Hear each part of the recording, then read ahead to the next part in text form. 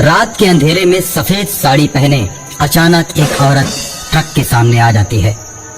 Truck driver उसके नजदीक पहुंचकर ब्रेक लगाता है। वो औरत हाथ देकर कहती है, भाई साहब, हाईवे पर ही 10 किलोमीटर आगे मेरा गांव पड़ता है, मुझे वहां पहुंचने में मेरी मदद कीजिए। हाँ ठीक है मैडम, आकर बैठ जाइए। औरत गाड़ी पर आकर बैठ जाती है और कहती है, भैया तुम गाड़ी ठीक से नहीं चला रहे हो, लगता है तुम ड्राइवर नए हो। एक तो मैंने आपको गाड़ी पर बैठाकर गलती की और आप मेरे ही बारे में गलत बोलती जा रही हैं। अरे इतना ही डर है तो मैं गाड़ी रोक देता हूँ, आप उतर जाइए। उतरने की बात करता है? अगर मैं ट्रक से नीचे उतरी तो तू भी मेरे साथ चलेगा। मैं ट्रक चलाना जानती हूँ। आगे हाईवे का घुमावदार मोड़ है जिसे मौत का मोड़ कहते हैं, जहाँ नए ड्राइवर्स का अक्सर एक्सीडेंट हो जाता है। और अगर तुम अपनी और मेरी जान की भलाई चाहते हो तो मुझे गाड़ी चलाने दो। जब मैं मौत का मोड़ पार कर लूंगी तब तुम गाड़ी चलाना।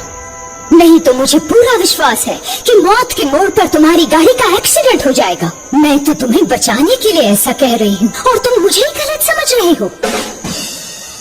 अच्छा तो ये बात है, फिर तो आप ही गाड़ी चलाइए, मैं भी थोड़ा आराम कर लेता हूँ।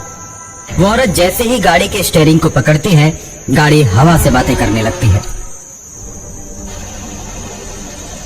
जिसे देखकर ड्राइवर के पसीने छूटने लगते हैं। अरे इतनी तेज गाड़ी तो मैंने कभी नहीं चलाई। अभी अपना मुंह बंद रखो, सामने मौत का मोड़ आने वाला है।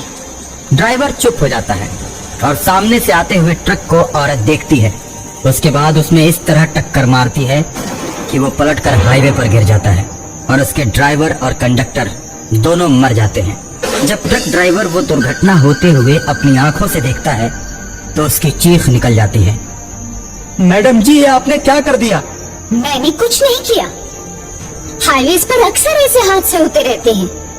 मौत का मोड़ जैसे जैसे नजदीक आता जाएगा हादसे होते जाएंगे और इसीलिए मैंने तुम्हें ड्राइविंग सीट से हटाया, वरना तुम चलाते तो अब तक हम मारे जाते और वो ट्रक निकल गया होता। लेकिन जब मैं गाड़ी चलाती हूँ तो इस मौत के मोड़ पर बहुत सी गाड़ियों को टक्कर मार के उन्हें गिरा देती, लेकिन मेरी गाड़ी का बाल भी बांका नहीं होता। वो तो शुक्र है कि मैं तुम्हें मिल गई, वरना तुम और गाड़ी दोनों गायब हो जाते। इसलिए कहती हूँ कि चुपचाप बैठो, मेरा दिमाग घुमाने की कोशिश मत करो। एक तो ये रास्ता उबड़ खाबड़, दूसरी तरफ ये घुमावदार मोड़ और तीसरी तरफ तुम। कहने को तो ये हाईवे है मगर इस पर भी बड़े बड़े खड्डे बने हुए हैं, कोई ध्यान ही नहीं देता। किसी को क्या फिक्र है? गाड़ी पलटती है, ड्राइवर गिरते हैं, गिरने दो। मैडम 10 किलोमीटर तो पार कर गए, आपका गाँव तो कब का जा चुका है। मैंने तुमसे झूठ बोला था। वो देखो सामने से गाड़ी आ रही, उसका भी ड्राइवर नया है, देखो कैसे चला रहा है। अब इस मौत के मोड़ के रास्ते पर उसको मरना ही पड़ेगा। जिसको गाड़ी ढंग से चलाने नहीं आती उसे मरना ही पड़ता है। ऐसा कहकर सामने से आने वाली गाड़ी को टक्कर मारकर खाई में गिरा देती है। ड्राइवर आश्चर्यचकित रह जाता है। देखो ये भी गया। आज की दुनिया में तुम लोगों को नहीं मारोगे तो वो तुम्हें मार देंगे, इसलिए मैंने दोनों ट्रकों को जानबूझकर टक्कर मारी। अगर वो नहीं मरते तो हमें टक्कर मार के मार देते।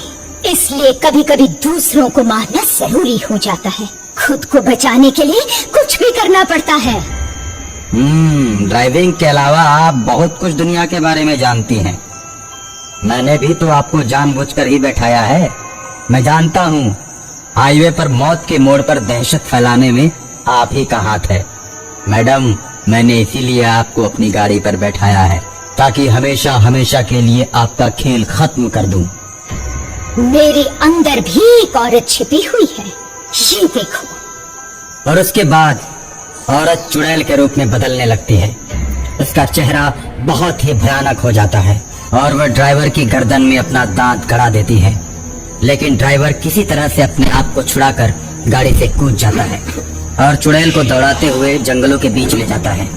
और कुछ देर के बाद ड्राइवर जंगल में एक छोटे से मंदिर के पास जाकर रुकता है। वहाँ की सीढ़ियों पर चुड़ैल चढ़ नहीं पाती।